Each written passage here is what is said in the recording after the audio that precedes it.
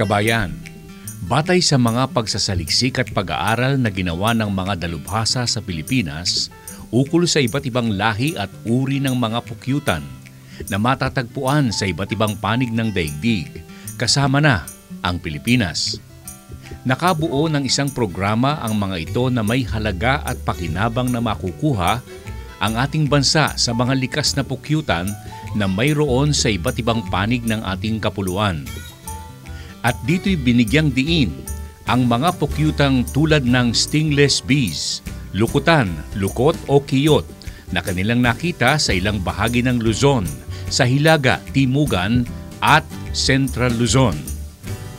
Ang pag-aaral na nabanggit ay nakatuon sa iba't ibang lahi o uri ng tinatawag na trigona. Ayon sa dagdag na ulat, ang trigona ay laganap ding makikita sa ibang panig ng daigdig. Ang paraang ginamit ng mga dalubhasa ay tinawag nilang mitochondrial DNA polymorphism.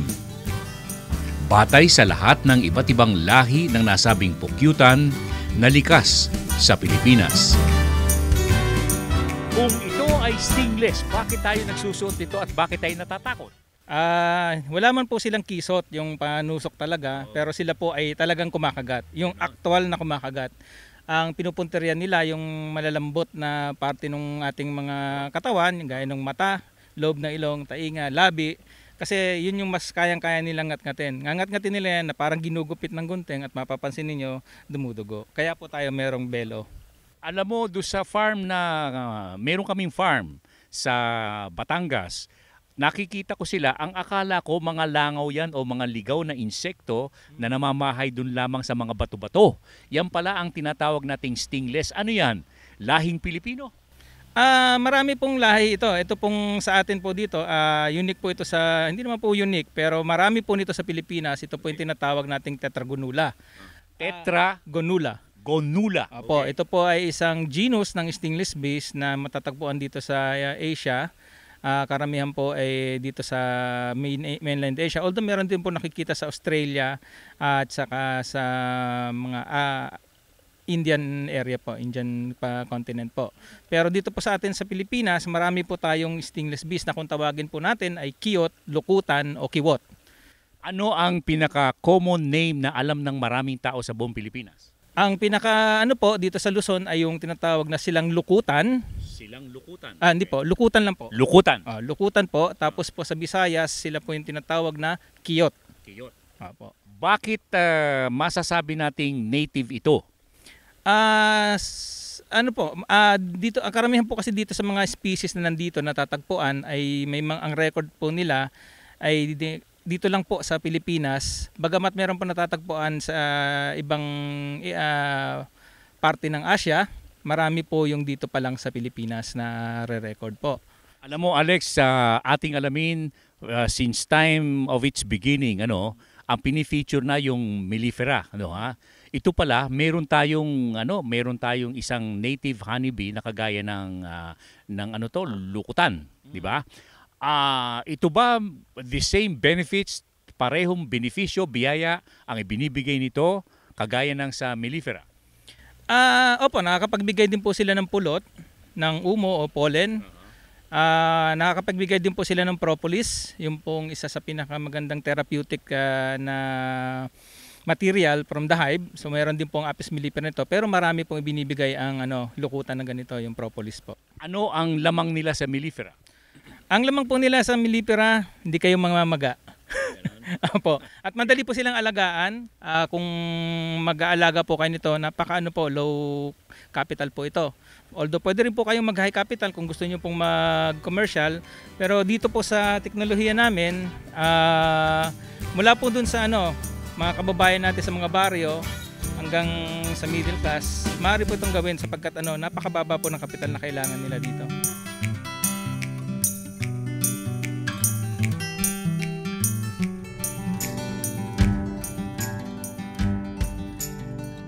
Genetic variation in natural populations of Trigona bees o pag-aaral sa iba't ibang lahi o uri ng pukyutan na likas sa Pilipinas.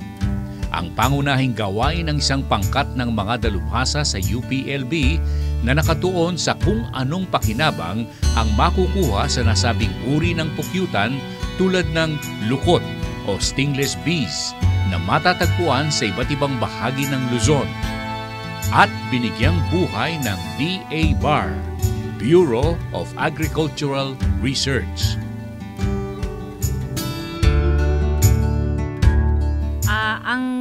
Ang bawat isa nito ay isang species. Mellifera ay ibang species, tapos itong sa Trigona ibang species din. Ano po ang paliwanag na pwede nating maibigay na maiintindihan po ng ating mga kababayan? Ibig sabihin magkaibang lahi sila. Na hindi sila pwedeng mag-asa-asawa. So hindi natin pwedeng pagsamahin at pag-asawahin ang Mellifera at saka Serrana. Posibleng magkaroon sila ng anak pero ito ay hindi normal o kaya hindi lalaki ng manganganak pa uli. So parang yung maagas kaagad sila. Okay, ang pinanggalingan po pare-pareho? Iba ho ang mga pinanggalingan ng mga ito. Ibig sabihin, iba ang magulang ng para sa Apis mellifera at iba din ang sa Trigona. Kung ang pag-uusapan po natin dito ay yung mga nanggaling po sa ibang bansa, how would you compare what you have studied here in the country dun po sa mga nanggagaling sa labas ng Pilipinas? Dito sa Pilipinas, dahil sa tayo ay different archipelagos, different islands, marami tayong mga isla. So sa isang isla ay naiiba, posibleng nagkakaiba-iba yung grupo doon sa ibang isla. So ang tawag namin dito, mataas ang ating genetic diversity dito sa Pilipinas kumpara sa ibang mga lugar. Ibig sabihin, yung nanggagaling sa ibang bansa, naiiba rin dito? Ang mellifera galing sa ibang bansa, pero itong ating Trigona, meron tayong ating species dito na mas malawak ang pagkakaiba-iba. Okay. Sabihin, Bibeth, tubo sila dito. tubo ng Pilipinas. Okay, Bibeth, doon sa mga pag-aaral ninyo, meron tayong tinatawag na laywan at saka yung anong tawag doon, yung mga pukyutan is in general honeybees, ano? Yung mga laywan natin na hindi naman maliliit na kagaya niyan, yung malalaki natin, nangangagat din. Ang sabi nila, nagsuswarm daw yan ng hindi kagaya ng mellifera at iba pang lahi ng mga honeybee. Bakit ganun ang kanilang ugali? Kasi po, meron po kasi tayong tinatawag na breeding program. So, ang mga mellifera po, sila po ay yung katangian ng pagsaswarm or tinatawag nating absconding ay na-breed out na sa kanila, natanggal na. So, kumbaga, kapag sila ay nandyan lang at kailangan nila ng mga pangangailangan, hanggat kaya nilang mabuhay, matitira sila dyan. Yun yung mellifera.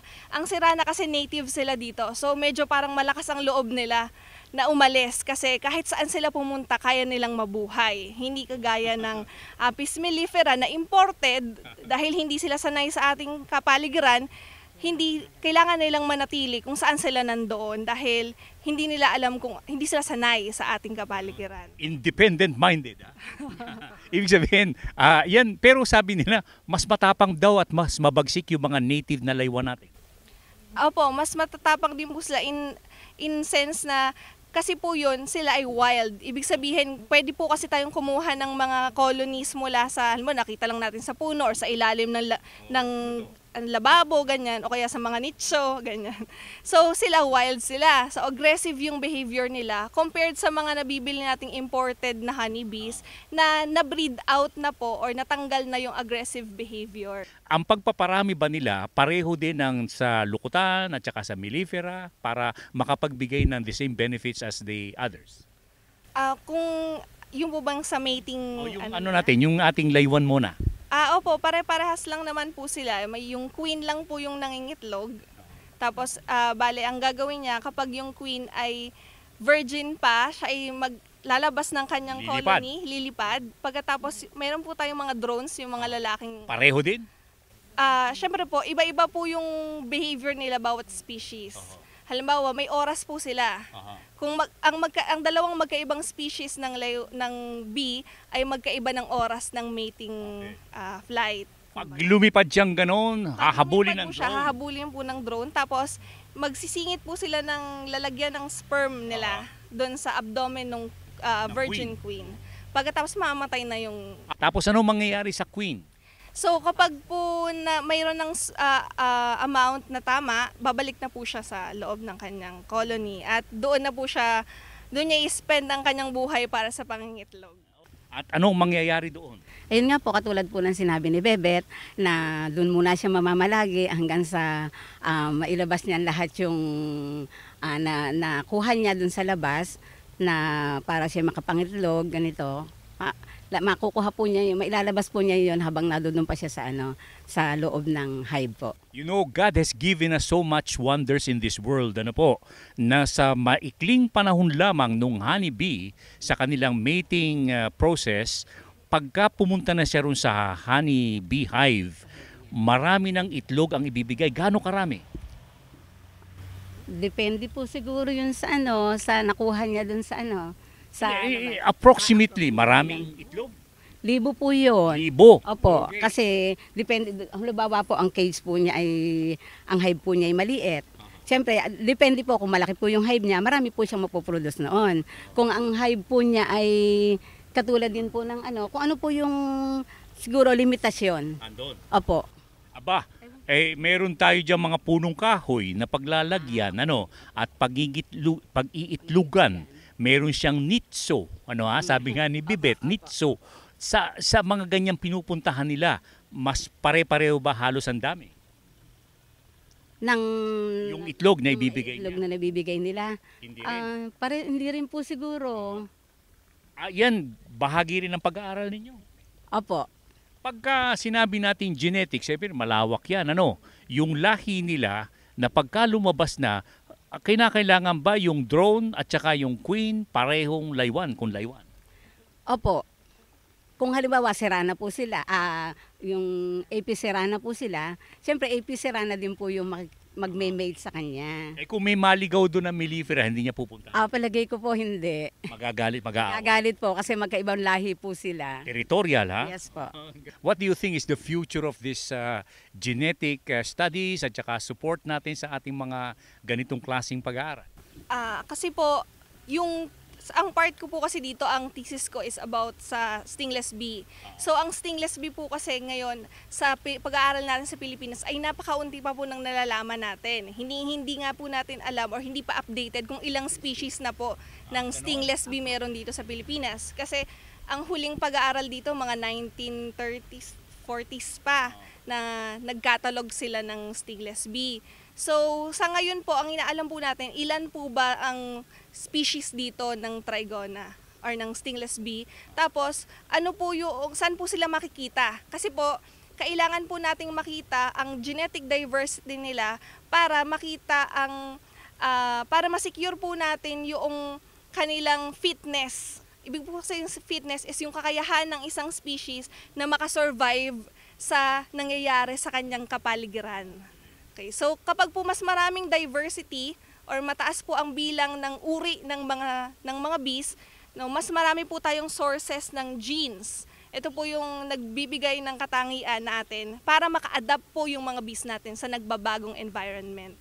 So maganda po itong aralin kasi malaki po ang epekto ng climate change, 'di ba? So ang climate change po ay nagbibigay ng iba't ibang uri or iba't ibang katangian sa kapaligiran at magandang makita natin paano nag-a-adapt ang bees sa pabago-bagong klima ng kapaligiran niya. Okay, ma'am. Sa future po pinag-uusapan natin, in general po, anong nakikita ninyong kinabukasan nitong pag-aaral na ginagawa ninyo as far as genetics is concerned at saka as a whole, the whole picture of apiculture honeybee production? Bali, malalaman natin kung paano conserve yung iba't ibang species na yun, lalo na yung ating native, na siya talagang may resistance yun sa mga sakit-sakit, hindi kagaya ng ating mga iniimporta na kailangan palit na palit kasi madali silang makakuha ng mga kung ano-anong sakit natin dito. Hindi nila kilala o kaya hindi nila nahihingutuhan ang sarili nila para maging matibay doon sa sakit na yon. So, ang future nito na conservation and then the breeding. So ibig sabihin ma-improve natin ang lahi ng ating mga native na species. At sila ay mapapanatili natin sa atin. Mapaparami natin sila instead na kumonte dahil sa climate change. Kabayan, tulad ng ating nabanggit, ang pag-aalaga ng pukyutan ay may bigay na pakinabang at tulong sa pangkalahatang kabuhayan ng Pilipinas. Ang mga pukyutang tulad ng mga likas na makikita sa ating bansa ay mapagkukunan ng mga produktong tulad ng pulot o honey, umo o pollen, beeswax at marami pang iba na magagamit sa produksyon ng mga gamit sa tahanan at industriya. Kung kaya't nagkakatulungan ang mga dalubhasa at mga tanggapang tulad ng DA-BAR o Bureau of Agricultural Research upang ang pag-aalaga ng mga pukyutan ay magbigay katugunan sa mga pangangailangan ng buong Pilipinas sa pagkain at mga produktong pang-industriya. Honeybee Production, kabayan. Produksyon ng mga likas na pukyutan. Natatanging proyektong pangkabuhayang hatid sa inyo bilang paglilingkod bayan ng DA-BAR, Bureau of Agricultural Research. Sa ating palatuntunang, ating alamin.